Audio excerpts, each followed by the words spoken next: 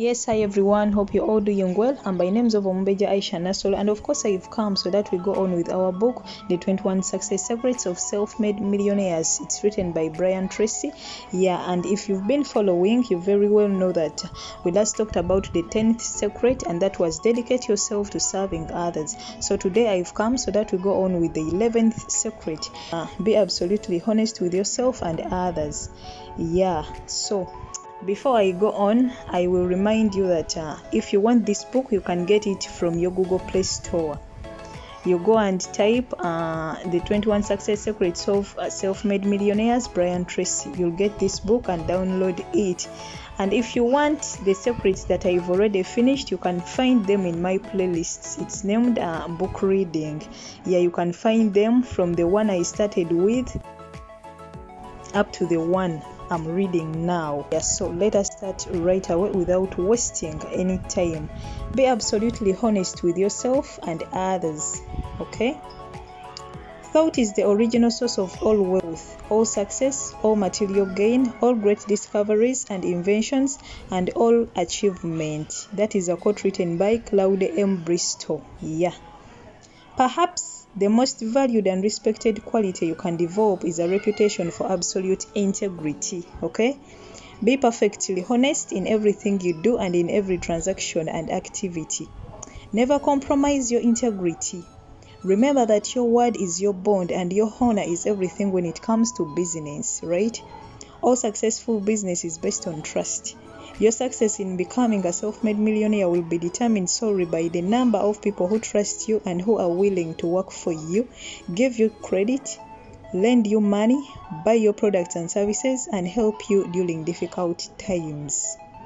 Your character is the most important asset that you develop in your entire life, and your character is based on the amount of integrity that you practice.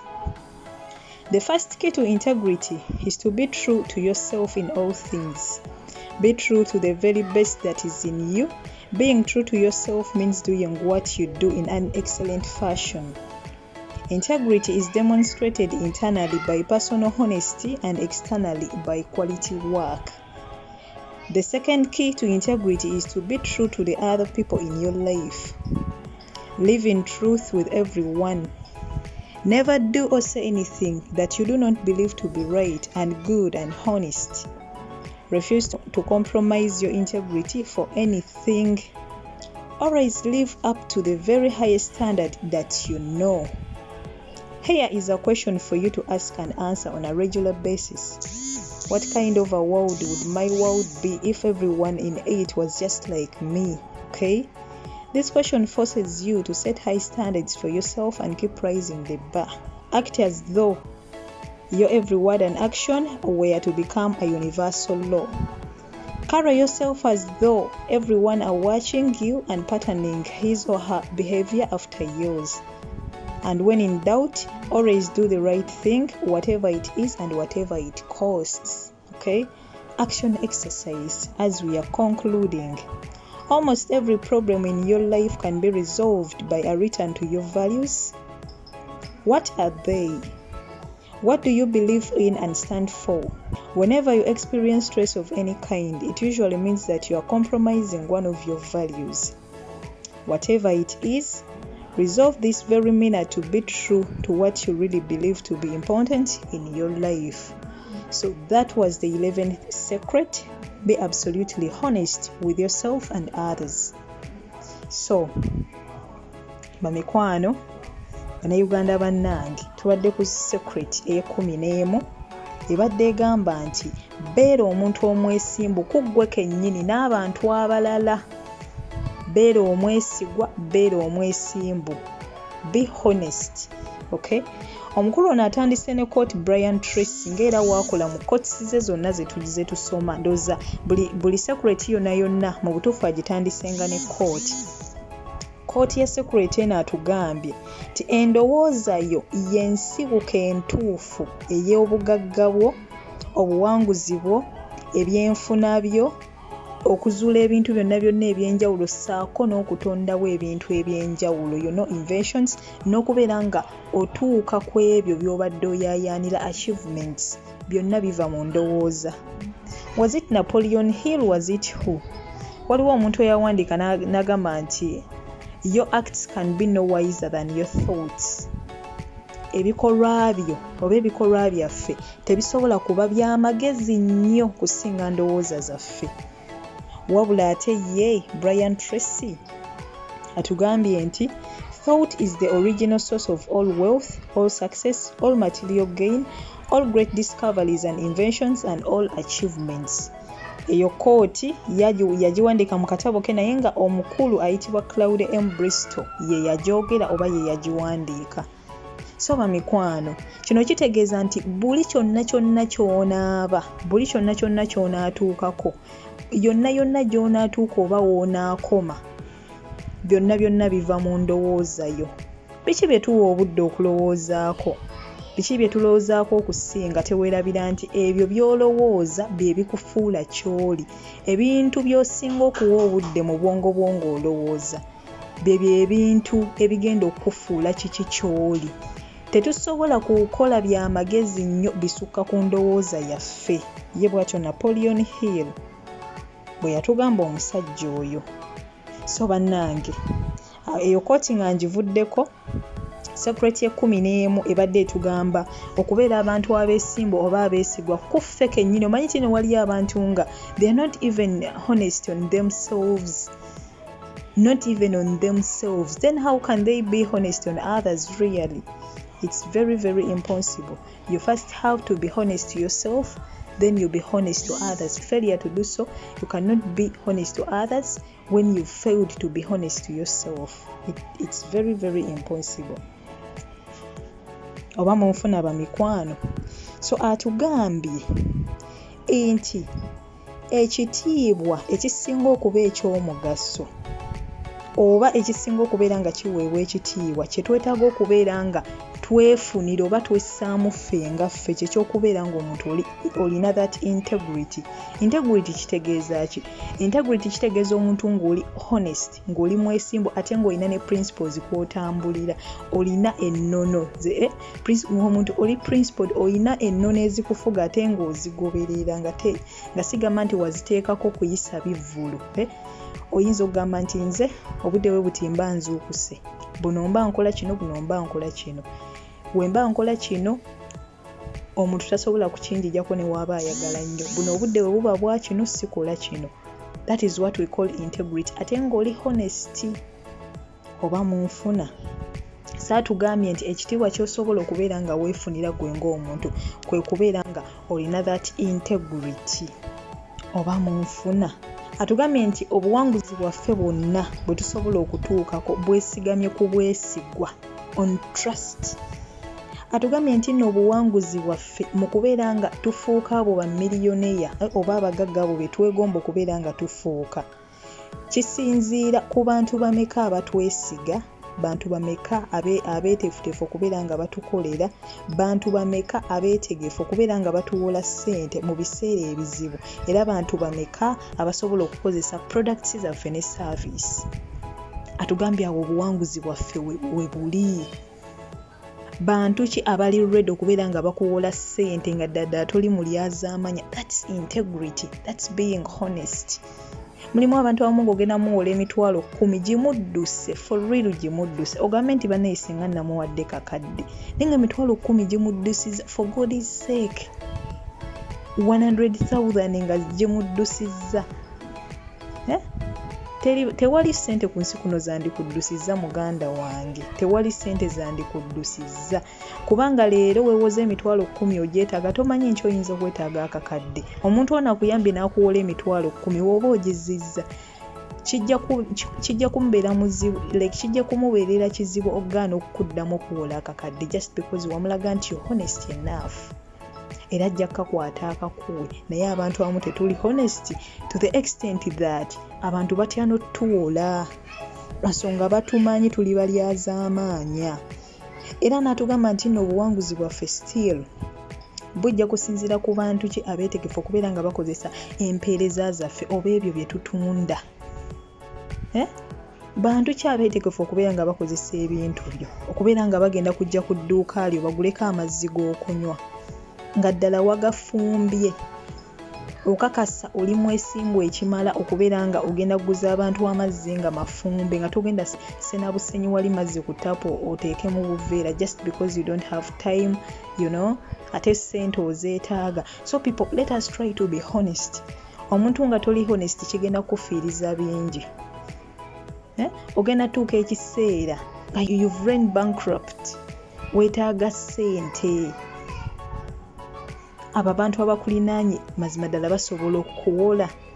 Obadde obeeyisizaako otya we babadde bakuwola emyezi egiyise, ye ggwe obadde obawola, oba you're the kind of a person ayagala bakuwole naye ate nga ggwe towola. So tweddeko, oli mwesimbu ekimala okubeera nga abantu basobola okukolera. Ndimu kunyonyola statement eno na gundi ani Brian Tracy gyatugambye nti obuwanguzi bwaffe bujja kusinziira ku bantu ki abeetegefu okubeera nga batwesiga, okubeera nga batukolera, okubeera nga batuwola ssente, n'okubeera nga basobola okukozesa empeereza zaffe oba ebintu ebyo bye tutunda, those products. Abantu ddala basobola okukolera osasula, oba you're the kind of a person ayagala emirimu gitambule naye ng'ebyokusasula tobiriiko. Teri agenda kukukolera, bajja kujja bakolereyo mwezi gumu ebiri oli awete, mwezi gumu ebiri oli agende. Bizinesi yo tejja kukulaakulana bw'oba toli honest, tosasula abakozi, ate oyagala emirimu egituukiridde. Bw'anaaba bakuyambye ne basigala bajja kukolera volongoto bakusuule mu loosi. Oteekemu ssente naye ng'ate by'otaddemu tebivaamu. Lwaki? Abakozi bagenda kukubba, si basanyufu, tobasasula bulungi. Omukozi asobola osigala mu dduuka lyo n'agamba kamukolere naye nange nja kwesasula, n'akufiiriza n'akubba ky'otayinza nakuteebereza. Lwaki? You're not honest. Toyagala kusasula naye ate oyagala bakukolere. Why? So bamikwano, tweddeko, twebereremu, tubeere abantu abeesimbu ate era abeesigwa mu societies zonna ze tuwangaaliramu. Atugambye nti ekisumuluzo ekisooka eky'omuntu okubeera ne that integrity nakinyonnyodde ye state omuntu okubeera nga oli mwesimbu ate ng'era olina principles z'ogoberera. So atugambye ekisumuluzo ekisooka eky'okubeera ne that integrity kwe kubeera nga kwegamba you're true to yourself mu bintu byonna. Okubeera true to yourself nga teweerimba, nga gwe okola ekyo mu butuufu ky'owulira nga kyekituufu, nga teweerimba. Mulimu abantu nga beerimba, nga spendings obulamu bwe bwonna living other people's lives. Nga ye byonna byakola agenda sinzira ku balala. He or she has never been true to him or herself. So atugambye ekisumuluzo ekisooka ku integrity kubeera nga teweerimba mu buli kintu kyonna. Okay? Atugambye nti n'okubeera nga teweerimba oba okubeera true to yourself kitegeeza okukola ekintu kyonna ky'okola mu ngeri ekyasinze okubeera ennungi, in an excellent fashion, engeri ekyasinze okubeera ennungi. Era atugambye nti integrity era yeeyoleka mu ggwe ng'omuntu okubeera ng'oli mwesimbu ate kungulu ffe kwe tukulabira okubeera nga emirimu gy'okola mirungi. Akoogedde wano agamba nti integrity is demonstrated internally by personal honesty. Omuntu ng'oli mwesimbu internally, ng'oli mwesimbu, then externally the quality of your work, emirimu gy'okola. Ng'omuntu agenda kujja kugamba njagala kumbajjira kitanda, akugamba otwala ssente mmeka, nti mbutuufu ekitanda ekyo mitwalo 3, ng'ekitanda ogenda kiyooyoota, mbutuufu omuntu oyo asiima agambe wow, obula nga togenda kukola gadibe nga lyengembwa etunda omuzigo. So the quality of the work and your honesty determines your integrity. Atugambye nti the second key to integrity is to be true to the other people in your life. Omuntu beera ow'amazima eri abantu abalala abali mu bulamu bwo. Atugambye nti nno tokola kintu kyonna oba toyogera kintu kyonna ky'oteekakasa. abantu abasinga basabuka n'ebigambo n'ayogera ebigambo naye nga wallahi tamanyi nawa gye biva nga tasobola kubiyimirirako kubinnyonnyola. Okay, so ayina wano ekibuuzo kyatulekedde n'atugamba tukyebuuze. Atugambe twebuuze ekibuuzo kino nti what kind of a world would my world be if everyone in it was just like me? Enti ensi yange ddala yandibadde ensi kisenga buli omu agirimu alinga nze. Ekibuuzo ekyo kikulu. Kati kino kisindika ekibuuzo kino eno like buli omu akiwulidde weekubemu self reflection gwe ng'omuntu, embeera zo, enneeyisaayo, byonna by'okola golooza senga buli muntu abadde mu nsi eno nga yeeyisanga gwe ensi eno ddala yandibadde etya. Bw'atyo Brian Tracy bw'agezaako okubeera ng'atugamba. Okay, atugambye era n'atugamba nti kino ekibuuzo w'okyebuuza kigenda kubeera nga kikusindiikiriza okubeera ng'okyusa mu nneeyisaazo osobole okubeera omuntu oyo gwe wandyagadde okubeera mu nsi yonna. Omukulu omu Mahatma Gandhi yagamba nti be the change you wish to see in the world.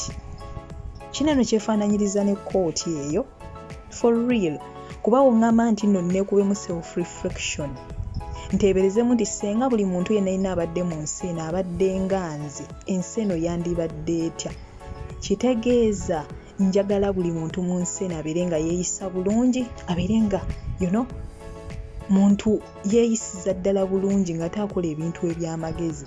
So awo ngenda tandika okubeera nga neetunulamu neerongoosa nze ng'omuntu. Lwaki? Because I want to be the change I wish to see in the world. Kitandika nange neekyuse then ate nkyagalize n'abantu abalala. Hope you're getting me guys. Ayina wanene akalala katugambye. Atugambye era nti tweyise mu ngeri mu bigambo byaffe bye twogera n'enneeyisa yaffe tubikole mu ngeri nti bigenda kufuuka mateeka. Kitegeeza bw'oba oli mubbi bbanga okimanyi nti obubbi ligenda kufuuka tteeka wandikyagadde.